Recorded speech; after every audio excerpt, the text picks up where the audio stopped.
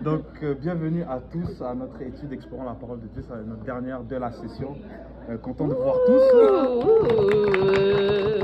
Je fais des bruits. Alors, à tous mes soldats qui sont venus semaine après semaine. Et je suis content de voir avec nous Marie-Joseph. On est content d'avoir Marie. Donc ça fait 2 maris déjà. Marie. Oh, c'est trop. Waouh! Troisième mari. Wow. Est-ce que quelqu'un d'autre dans la salle s'appelle Marie? Il y a d'autres maris ici. Levez la main s'il vous plaît. Ok, personne ne se manifeste. Mais ouais, on est content de vous avoir tous. On est aussi content d'avoir Ariel. Je pensais qu'on allait l'oublier. On t'a eu. Et aussi, on est content d'avoir notre invité spécial, notre guest spécial, Alika, qui vient toujours à des moments rares, parce qu'elle est spéciale, belle, refusée. Et on est aussi content d'avoir Victoria avec nous. Une visite de l'église de Concordia, de l'université de Concordia. Donc on est juste content d'avoir tout le monde avec nous, les réguliers, les spéciaux et puis les nouveaux. Et on va reprendre là, on avait laissé, ce ne sera pas long aujourd'hui, je vais dire, je vous promets, c'est difficile de promettre là, mais je vais essayer, je vais faire de mon mieux. On va reprendre là, on en a laissé, et puis on va faire une grosse pause durant l'été, puis on va reprendre en septembre. Donc, de quoi avons-nous parlé la dernière fois? T'étais là, t'étais là pour tes Kinder Bueno, t'étais là. Herman, t'étais là? Non. Il y a 2 semaines.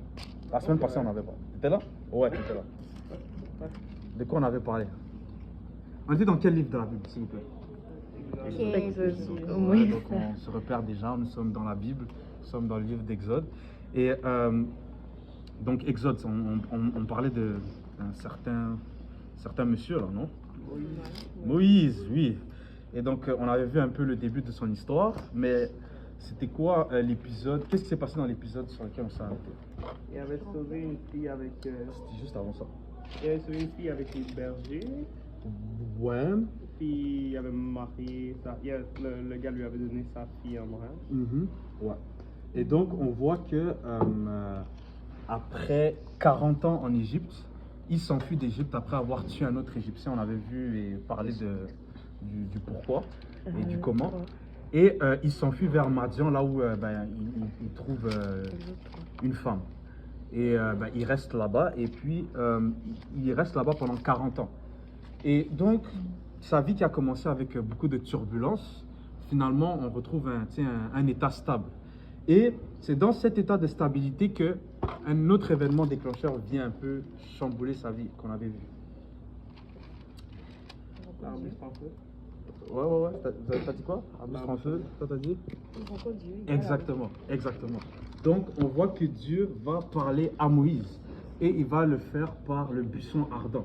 Et on avait vu que Moïse, comme tous les personnages qu'on a vus, leur aventure ou bien leur intrigue commence vraiment le moment là où Dieu commence à les parler. Et tout ce qui se passe avant, c'est juste un peu pour nous mettre en contexte. C'est un peu le prologue de l'histoire. Mais si tu veux, l'épisode 1 de la série, c'est quand Dieu dit Moïse, quand Dieu dit Ariel. Et le ministère de pasteur Ariel commence. Et donc c'est un peu ça. C'était là où on s'était arrêté. On avait vu un peu toute la rencontre avec Dieu. Et Dieu s'est révélé, il a révélé aussi son nom. Quand Moïse lui demandait, quand je vais... En fait, qu'est-ce que Dieu l'a demandé de faire? Oui, Dieu l'a parlé, mais c'était quoi l'appel de Dieu? Faire quoi? Libérer les enfants d'Israël. Exactement. C'était pour aller libérer les enfants d'Israël qui étaient en esclavage. Pour combien de temps? Ouais, 400 ans. Donc, c'est quand même assez long là. Et donc, Dieu l'appelle pour accomplir cette mission. Mais on a vu que durant cet échange qu'il a avec Dieu, pour la première fois, il n'est pas vraiment partant. En fait, il remet vraiment en question le choix de Dieu. En fait, Dieu le choisit, mais il n'est pas sûr du choix de Dieu là. Et il donne beaucoup d'excuses pour ne pas faire ce que Dieu lui demande. Et l'une des excuses, c'était quoi qu'on avait vu? Exactement. Donc il avait un trouble de langage là, et il dit bah, comment tu vas m'envoyer essayer de diriger le peuple, parler même à Pharaon. Il donnait des excuses, mais Dieu lui disait que ben, c'est moi qui a fait, c'est moi qui rend voyant ou aveugle, sourd ou muet, c'est moi qui contrôle toutes ces choses-là.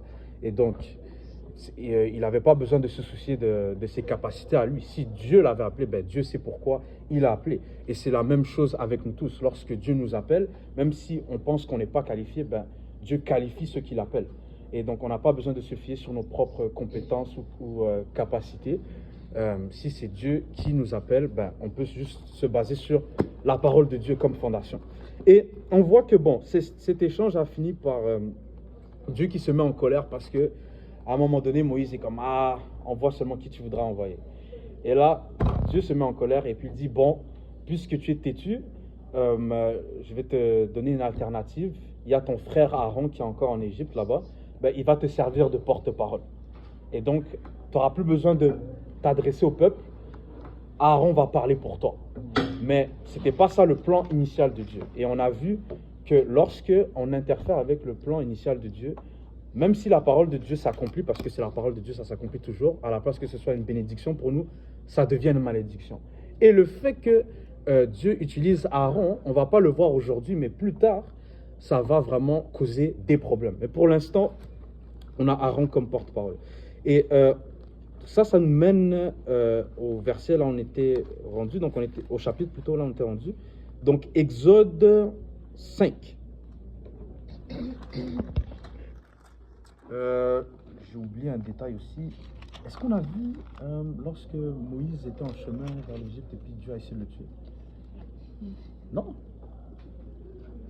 On s'est arrêté où Dieu a dit son nom à Moïse, genre, dis-le que je suis. Non. On a dépassé là-bas? Je suis sûr qu'on a dépassé là-bas. Je pensais Ah qu'on oui? était rendu à Moïse puis qu'il parle à Pharaon. Il me semble que j'ai mentionné, non? Moi, j'avais posé des questions sur ça. C'est ça, donc on l'a vu, ok. Mais Non, t'avais dit après, qu'on allait voir oui, ça la semaine. C'est moi qui étais venue sur ça parce que je Sur comprenais quoi? pas. Sur les plaies. Oui. C'est pas les plaies que je parle, moi. Ok. C'est qu'on a On va lire. On va lire. J'essaie d'abréger quand même parce que le temps. Ouais. Et donc, chapitre 4, verset 24. Verset 24. Donc, si quelqu'un peut le lire. C'est ça. C'est ça, on était après. On est un peu après. C'est ça. Ok, c'est juste que les gens oublient et les gens m'aiment pas. Donc, on l'a vu, je vais juste le résumer. C'est que, suite à l'appel de Dieu, même après la résistance un peu de Moïse qui n'a pas confiance en soi, en lui plutôt, il se met en route avec sa femme et ses enfants vers l'Égypte. Mais durant son voyage, quelque chose arrive que je pense qu'on avait vu. C'est que durant son voyage vers l'Égypte, Dieu essaye de le tuer pendant la nuit. Et ça, c'est au verset 24. Donc, ça dit, pendant le voyage, en un lieu où Moïse passa la nuit, l'Éternel l'attaqua et voulut le faire mourir. Là, le verset 25 nous dit, Séphora prit une pierre aiguë, coupa le prépuce de son fils, et le jeta aux pieds de Moïse en disant, tu es pour moi un époux de sang. Et l'Éternel le laissa. C'est alors qu'elle dit époux de sang à cause de la circoncision. Et donc, on voit que les enfants, les deux garçons de Moïse n'étaient pas circoncis. Et que représentait la circoncision? C'était le signe de l'alliance entre Dieu et le peuple que Dieu s'est choisi. Ça a commencé avec Abraham jusqu'à à la promesse d'Abraham qui est Israël en fait. Et parce que Moïse avait épousé une femme étrangère, une Madianite, et même si on voit que il avait ce sentiment d'appartenance hébreu, il a été élevé dans la maison de sa mère, il voulait sauver par ses propres moyens le peuple d'Israël de l'esclavage. On voit qu'il s'est mis avec une étrangère et ça a causé des problèmes parce que ses enfants n'étaient pas circoncis. Et pourtant, c'était lui le chef de sa maison, mais on voit que quelque part, il y a eu un petit, conflit de valeurs, voilà. Et les enfants n'étaient pas circoncis et c'était la marque de l'alliance. Et on voit que Dieu ne blague pas avec la marque de l'alliance. Et tu ne peux pas rendre ministère si tu n'es pas déjà dans l'alliance. Tu ne peux pas faire ce que Dieu t'a appelé à faire si tu n'es pas déjà en ordre avec Dieu. Assure-toi d'être en ordre avec Dieu avant de faire quoi que ce soit pour Dieu, en fait. Et Séphora prend la pierre, il circoncise son fils durant le trajet comme ça, flac, il jette le prépuce par terre et puis il dit: tu es pour moi un époux de sang. Et l'Éternel les laisse et continue le voyage et j'ai un cheveu sur ma main. Et donc, chapitre 5, on était rendu là. Et là, je pense qu'on va juste faire ce chapitre et puis le temps que la pizza arrive. Et donc, Moïse, finalement, il arrive en Égypte. Donc, on va commencer par Steven. Let's go. Moïse et Aaron se rendirent ensuite auprès de Pharaon et lui dirent: ainsi parle l'Éternel, le Dieu d'Israël, laisse aller mon peuple pour qu'il célèbre au désert une fête en mon honneur. Ok, on va pause. Peut-être qu'on aurait dû lire à partir du verset 27, chapitre 4, verset 27, pour mettre un peu de contexte, désolé. Donc tu peux lire le verset 27, chapitre 4. L'Éternel dit à Aaron: va dans le désert au devant de Moïse. Aaron partit et il rencontra Moïse à la montagne de Dieu et il le baisa. Moïse fit connaître à Aaron toutes les paroles de l'Éternel qu'il avait envoyées et tous les signes qu'il avait ordonné de faire. Moïse et Aaron poursuivirent leur chemin et ils assemblèrent tous les anciens des enfants d'Israël. Aaron rapporta toutes les paroles que l'Éternel avait dites à Moïse et il exécuta les signes aux yeux du peuple. Et le peuple crut et apprirent que l'Éternel avait visité les enfants d'Israël, qu'il avait vu leur souffrance et ils s'inclinèrent et se prosternèrent. Waouh! Donc, ils retournent en Égypte. C'est les grandes retrouvailles avec le grand frère Aaron. Et ils parlent au peuple et ils arrivent à convaincre le peuple par les signes que Dieu lui avait donnés. Rappelez-vous quand il parlait avec Dieu dans le buisson ardent, comme Moïse avait du mal à croire que le peuple allait le suivre, ben, Dieu lui a donné quelques signes à montrer au peuple pour qu'il puisse le croire. Et en ce moment-là, son voyage semble être réussi là, parce que le peuple est avec lui, le peuple croit, il a montré les signes. C'était quoi les signes? Le bâton qui devient serpent. Devient un serpent.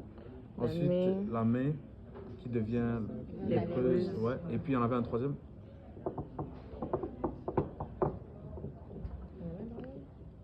L'eau qui s'est transformée en sang. L'eau qui s'est transformée en sang. Et donc, le peuple crut et ils s'inclinèrent et ils se prosternèrent. Et donc, tu te mets à la place de Moïse. Ok, j'avais peur tout ce temps que ça ne marche pas, mais finalement, j'ai obéi et puis ça marche. Donc, tu sais, tout va du bon côté. Et maintenant, rentrons dans le chapitre 5, là où Moïse et Aaron vont faire face à Pharaon finalement. Donc, c'était à laquelle? Alors, Moïse et Aaron allèrent ensuite annoncer à Pharaon: voici ce que dit l'Éternel, le Dieu d'Israël. Laisse partir mon peuple pour qu'il célèbre une fête en mon honneur dans le désert. Pharaon répondit: qui est l'Éternel pour que j'obéisse à sa voix en laissant aller Israël? Je ne connais point l'Éternel et je ne laisserai point aller Israël. Et ils dirent: le Dieu des Hébreux est venu au-devant de nous. Permets-nous d'aller le chemin de 3 jours dans le désert pour que nous sacrifions à l'Éternel notre Dieu, de peur qu'il ne nous frappe par la peste ou par l'épée. Et le roi d'Égypte leur dit: Moïse et Aaron, pourquoi détournez-vous le peuple de son ouvrage? Allez à vos travaux. Pharaon dit: voici ce peuple est maintenant nombreux dans le pays et vous lui ferez interrompre ses travaux. Et ce jour-là même, Pharaon donna cet ordre aux inspecteurs du peuple et autres commissaires. Vous ne donnerez plus comme auparavant de la paille au peuple pour faire des briques, qu'ils aillent eux-mêmes se ramasser de la paille. Vous leur imposerez néanmoins la quantité de briques qu'ils faisaient auparavant, Mais vous n'en retrancherez rien, car ce sont des paresseux. Voilà pourquoi ils crient en disant, allons offrir des sacrifices à notre Dieu. Et que l'on charge de travail ces gens, qu'ils s'en occupent, ils ne prendront plus garde à des paroles de mensonge. Et on va s'arrêter là. Qu'est-ce qu'on vient de lire? Qu'est-ce qui s'est passé?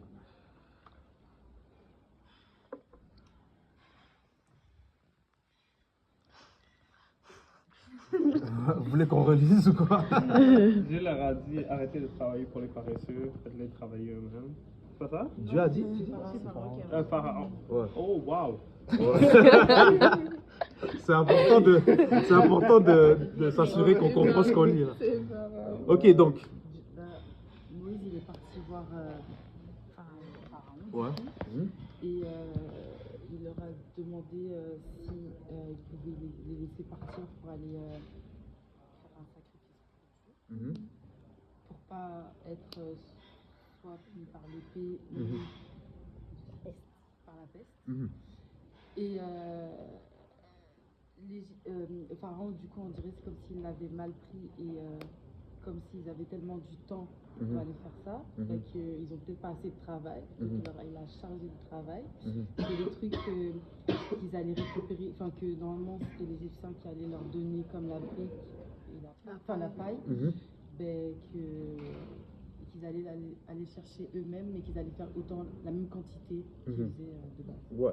Et donc, Pharaon n'est pas du tout en accord avec ça.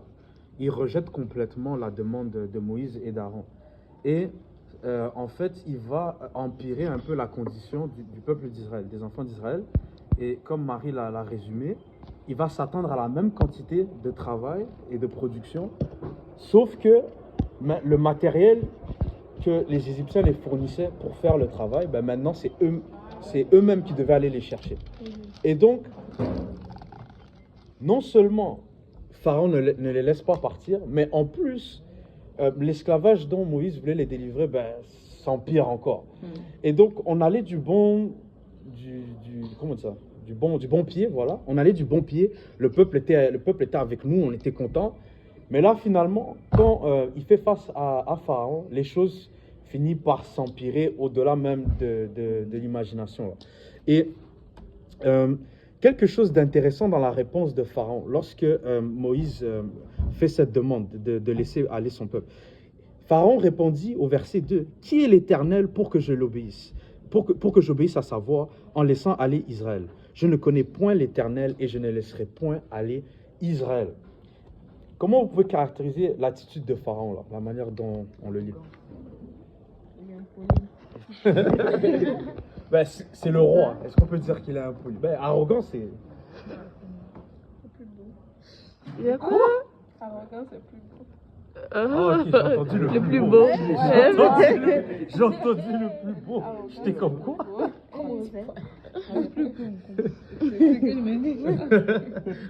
Ouais, donc on voit beaucoup d'arrogance dans la réplique de Pharaon, beaucoup d'orgueil dans le personnage. Et il dit quelque chose d'intéressant. Il dit, qui est l'Éternel pour que j'obéisse à sa voix? Qui est l'Éternel? Et mis à part l'arrogance, on peut voir que dans la réplique, si on laisse à part de côté le ton un peu de la phrase, on peut voir qu'il fait quand même un point valide. Il dit qu'il ne connaît pas l'Éternel et donc il ne va pas obéir à sa voix. Et quelque chose de très intéressant à voir ici, c'est que tu ne peux pas faire confiance à quelqu'un que tu ne connais pas. Okay? Et donc, oui, Pharaon est arrogant, mais en général, tu ne peux pas faire confiance à quelqu'un que tu ne connais pas, en fait. Et pour faire confiance à Dieu, même nous, on doit aussi apprendre à le connaître, en fait. Et l'obéissance va être plus facile lorsque tu connais celui à qui tu dois obéir. Et comment on fait pour connaître Dieu? C'est en passant plus de temps dans la prière, c'est en passant plus de temps dans la parole de Dieu. Ce qu'on fait chaque semaine ici, explorant la parole de Dieu, c'est justement pour connaître davantage Dieu. Parce que Jean 1 nous dit qu'au commencement était la parole, et la parole était avec Dieu, et la parole était Dieu. Dieu est sa parole. Et plus tu apprends à connaître sa parole, plus tu apprends à connaître Dieu. Et la Bible nous dit dans 1 Jean 5, verset 3, dans 2 Timothée 1, verset 12, et c'est Paul qui parle.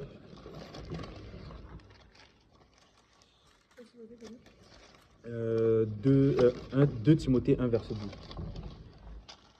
C'est quelqu'un là?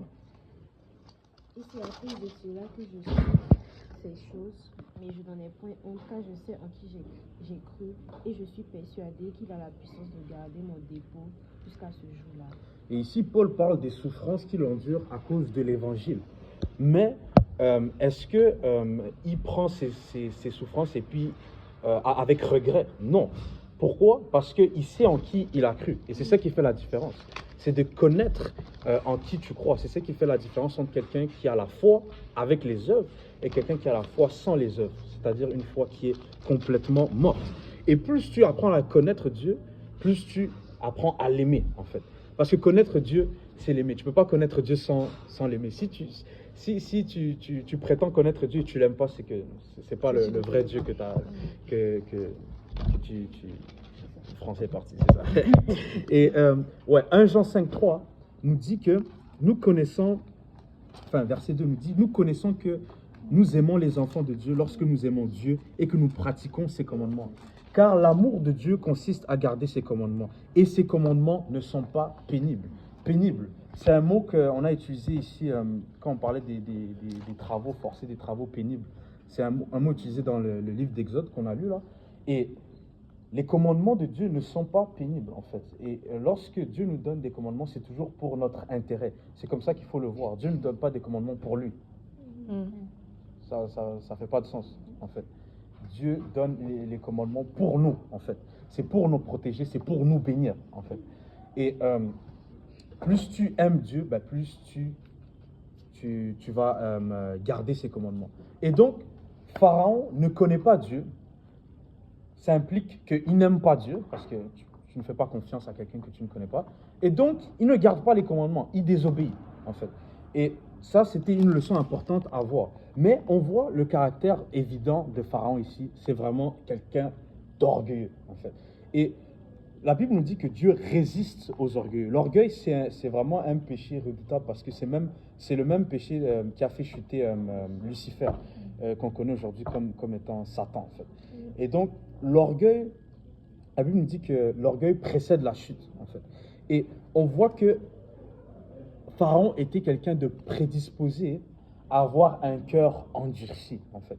Et ça revenait un peu à la question de Marie, je crois, il y a 2 semaines, comment Dieu endurcissait le cœur de Pharaon. Pharaon était déjà orgueilleux, il était déjà prédisposé, en fait. Et le diable, comment il fonctionne? Le diable, comment il fonctionne? Tout ce qu'il a besoin, c'est un accès, en fait. Dans Genèse, qu'est-ce que la Bible nous dit que... tu peux me trouver le verbe? Non. La Bible nous dit que c'est après que Caïn, Genèse 4 peut-être. Je vais le trouver, guys. Genèse 4, verset 7. Ça, c'est après que Caïn offre le mauvais sacrifice. Et il dit certainement, si tu agis bien, tu relèveras ton visage. Et si tu agis mal, le péché se couche à la porte. Et ses désirs se portent vers toi. Mais toi, domine sur lui. Nous sommes appelés à dominer sur le péché. Mais le péché se couche à notre porte, comme un serpent, en fait. Et tout ce que le serpent ou le péché a besoin, c'est un accès. C'est pour ça que la Bible nous dit dans un verset dans la Bible que ne donnez pas accès au diable. Tout ce qu'il a besoin, c'est un accès. Et l'orgueil, en fait, ça te prédispose justement à résister à Dieu, en fait. Et Pharaon, comme Saül aussi, une autre personne qui s'est fait envahir par des mauvais esprits que Dieu a permis, en fait. C'était des gens qui étaient déjà... Il avait déjà une mauvaise disposition du cœur. Ils étaient déjà orgueilleux, en fait. Et ça, c'est un peu pour le cas de Pharaon. Mais pour la situation des enfants d'Israël, ça semble s'empirer. Et on va voir dans les prochains versets qu'est-ce qui se passe. Donc verset 10, et j'ai pas de nouvelles de la pizza, j'espère qu'ils l'ont pas mangé. Les inspecteurs du peuple et les commissaires vinrent dire au peuple, ainsi par Pharaon, je ne vous donne plus de paille. Allez vous-même vous procurer de la paille où vous en trouverez, car l'on ne retranche rien de votre travail.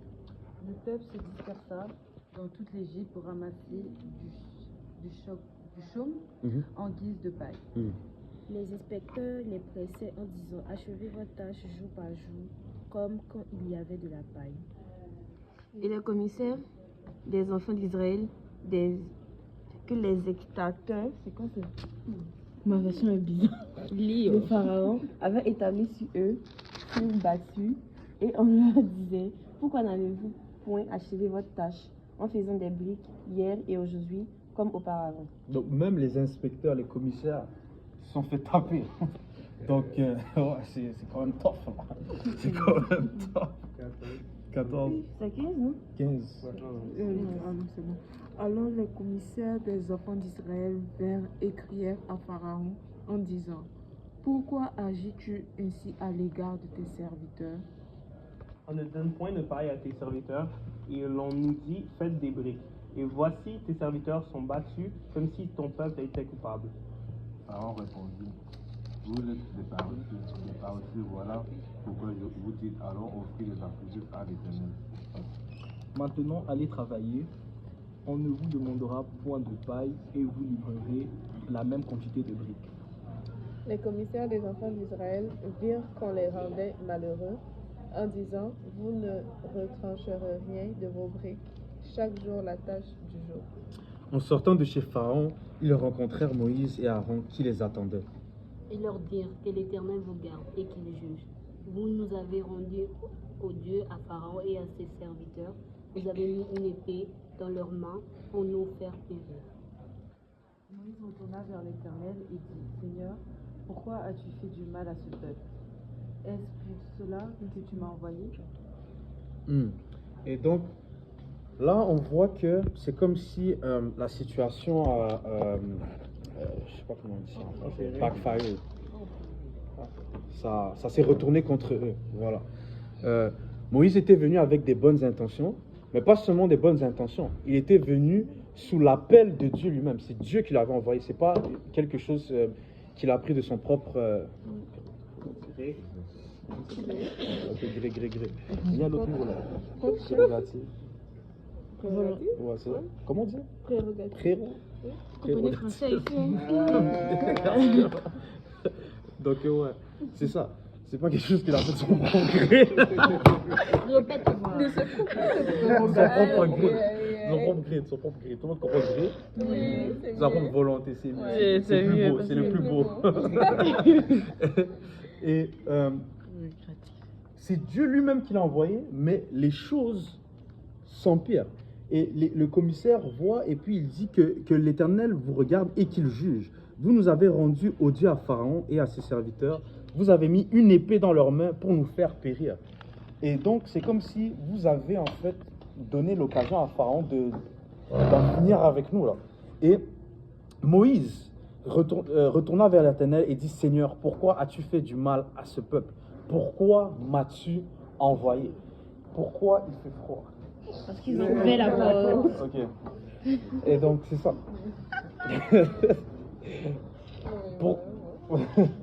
Il dit, pourquoi m'as-tu envoyé? Et qu'est-ce qu'on peut remarquer maintenant sur la réaction de Moïse? On dirait qu'il est en train de retourner à l'état initial qu'il avait quand Dieu l'a appelé.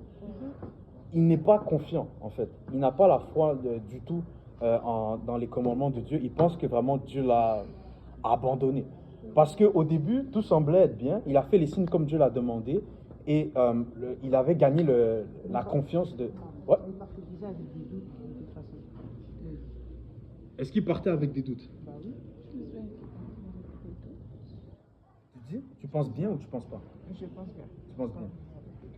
Expliquez-moi. Discutons, échangeons. Pourquoi il est parti avec des doutes? Parce que dès le début, déjà il voulait pas y aller. Il voulait que ça soit quelqu'un d'autre qui soit envoyé. Puis là on lui dit tu vas y aller, mais accompagné. Donc ça veut dire dans tous les cas, il y a un peu de doute qui fait en sorte que c'est pas sûr à 100% que ça va fonctionner. Mhm. C'est pour ça que je dis, pour moi, il part avec des doutes dans tous les cas, donc c'est normal qu'il va revenir en disant mais pourquoi tu m'as fait ça Samuel. Le fait qu'il est parti accompagné et que c'était pas ça le plan, ça va? J'ai cru que tu. C'est méchant. Je sais pas s'ils vont m'appeler là, mais c'est censé arriver. Excusez-moi de casser un peu l'ambiance, fait que je vais dire un petit quelque chose. Parce que je pars. Bon, ma pause elle est terminée. Ma pause elle est terminée. Non, c'est déjà fini. Tu dis quoi? En tout cas, En fait, suivez-vous. c'est terminé depuis 10, mais moi, dans ma tête, j'avais dit j'avais 30 minutes de pause supplémentaire. C'est ce que moi j'avais prévu en fait. Je sais pas pour toi, mais moi, C'est le premier cours? Non, c'est Non, le c'est pas fini. troisième. C'est le troisième? Ouais, peut-être le troisième. C'est Tech 2, vous vous amusez à faire ça. Non, Répétez ça, répétez ça. Volume. Sérieux, vous vous amusez à faire ça.